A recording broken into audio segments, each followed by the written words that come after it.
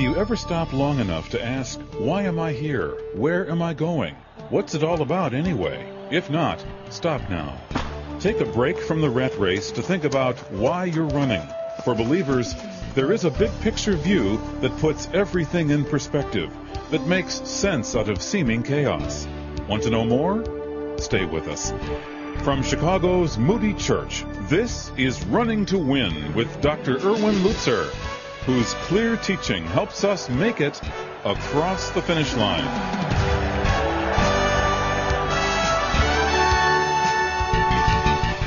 Today, Dr. Lutzer concludes a mind-expanding talk on When God Was Alone, a look at how vast and yet how personal God is and can be to all who call upon Him.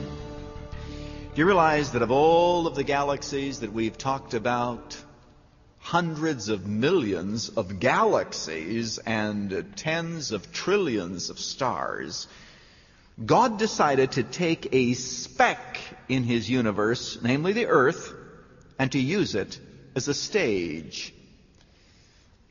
And on this earth would be played out justice and mercy and evil and good and morality and immorality and obedience and disobedience. And on this particular planet, Earth, which is one of the smallest of the planets and actually almost undefinably small so far as the universe is concerned, God says, this is the place where it's all going to happen.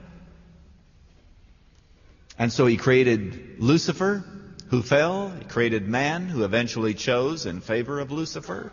And you have the whole history of the human race. And guess what? You and I are playing a part in that drama. And we weren't asked whether we wanted to participate. This was not a thing where God says, I'm enacting something on earth to display certain truths. And what I'm wondering is I'm looking for some volunteers. Anybody who's willing to participate? Nobody asked me whether or not I wanted to be born. Nobody asked you whether you wanted to be born.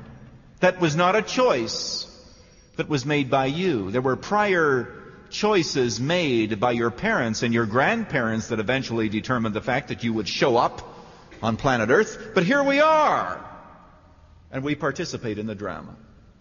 You say, wait a minute now, I'm an atheist, and I don't believe in Jesus, and I don't even believe in God. Well, that's an interesting fact about you that has some rather eternal consequences, but I must also very quickly tell you that you also are a part of God's drama, and the drama that God wanted to enact, because it is not simply a matter of being a believer to participate in one way or another in a destructive way. You will also participate in God's eternal plan. My friend, today, God is so immense, He is so wise, He is so unknowing that there is not the slightest detail in your life and mine, or in the universe at large, that somehow is not contributing to His ultimate purposes. It's awesome. It's true. How quickly I run out of time, but I must ask you something. Do you now understand why it is that the greatest sin that you and I can commit is to ignore God? Do you understand that? I mean, here He is. He's the heaven of heavens cannot contain Him. He's created the earth, the sun, the moon, the stars, the galaxies, and then He has put us on this little speck that we call planet Earth, and He has a plan for the whole shebang, as well as for you and me, and we go our separate ways, thinking that the end of man is to have a little bit of pleasure and to get all that you can out of life before you go to wherever. What an awful thought. How disrespectful of the living and the true God. Jesus said that the greatest commandment is that thou shalt love the Lord thy God with all thy heart, with all thy soul, and with all thy mind. There is no other purpose to live, period. How dare we settle for earning a living? even a good living, even a wealthy living. How dare we have that as a goal when there's a God who created us, who's immense, who's great, who's personal, who became a man of all things to redeem us, and we're wondering about how we're going to earn a living, as if to say that is the predominant reason why we showed up on planet Earth. God went through all this expense to create a canopy, to create a great big theater on which this little stage has been put. And we think that the purpose of life is to see how much pleasure we can get out of it before we die. My friend, today, do you also see something that is very absurd? Have you ever thought of how absurd it is that you and I close God out of part of our life and say, God, I'm not going to submit to you in this area.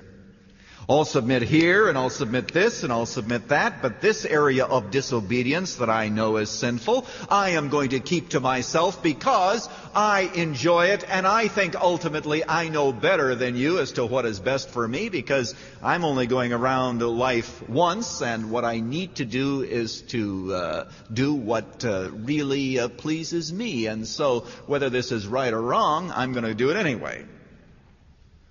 Can you imagine the ultimate supreme lawgiver in the universe, the creator of the sun, the moon, the stars, your creator and mine, knowing less about what is best for you than you and I do? So we say, God, I'm closing you out of this area of my life, because if I surrender it to you, you're going to make this demand, and it's more than I'm able to commit to, and so I'm just going to do my own thing. My dear friend, today I want you to know that that is an insult to the living and the true God. And God, incidentally, feels the hurt of our insults. I mean, He could wipe us off the map just like that, but He doesn't. He puts up with rebellion. He allows evil to triumph temporarily.